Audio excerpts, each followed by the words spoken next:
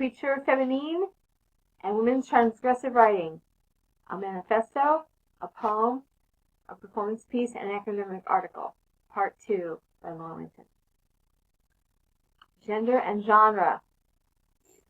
All of this brings me back to Amy Schumann's Gender and Genre, about a possible rejection or at least a radical rethinking of academic work and what it means to be academic, what it means for women who have traditionally done expressive writing, short stories and fiction, storytelling, to rethink and remake what constitutes academic writing.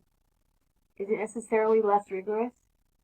What potential do we have to remake academic writing and not have it devalued, like so many things in culture become once they're associated with women and women's work? Is rigor always to be male-defined? Must we adhere to traditionally male academic standards that we had no role in setting but must maintain nonetheless?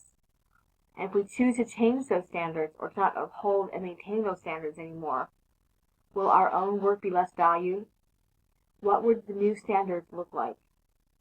Right away on the first page of the article, she talks about how people negotiate the categories that are imposed upon them.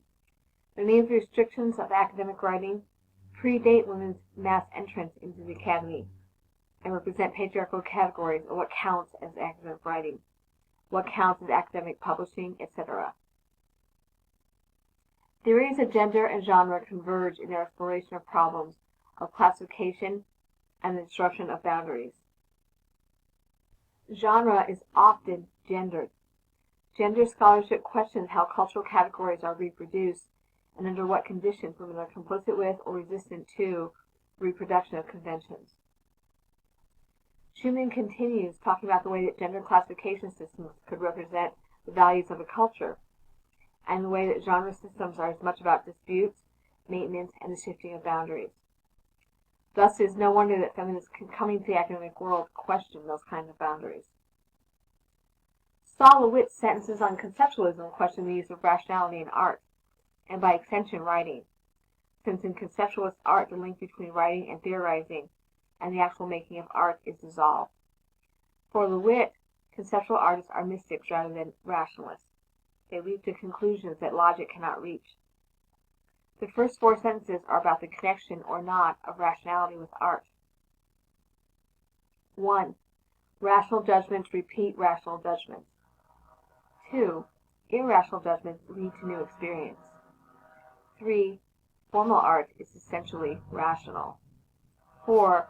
Irrational thought should be followed absolutely and logically. Since women have been traditionally associated with irrationality, it seems that avant-garde art, at least by LeWitt's definition, would inherently be a feminine realm.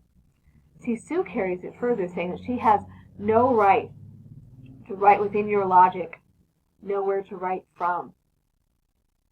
Because she is a woman, she has no fatherland, no legitimate history, no certainties, no property. With no fatherland, no history or tradition, a woman has no genre she feels an allegiance to. It is all up for grabs for her to make her own history, her own traditions, and hence her own, if illegitimate in the eyes of men, genres.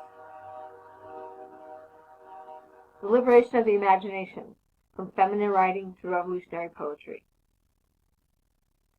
In the introduction to Feminist Critique of Language, editor Deborah Cameron cites a quote by Shoshana Feldman on language that particularly resonates with me and my work on poetry, language, and liberation.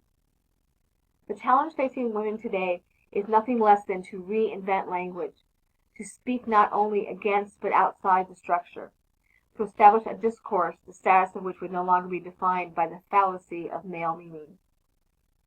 Cameron elaborates further upon Feldman's idea, discussing briefly the work of French feminists such as Luce Irigaray and Hélène Cixous, and a search for a feminine writing and women's language. Cameron also raises the other side of the debate, citing Elaine Showalter's position that the issue for women is not so much a male-based prison house of language, as Jameson says.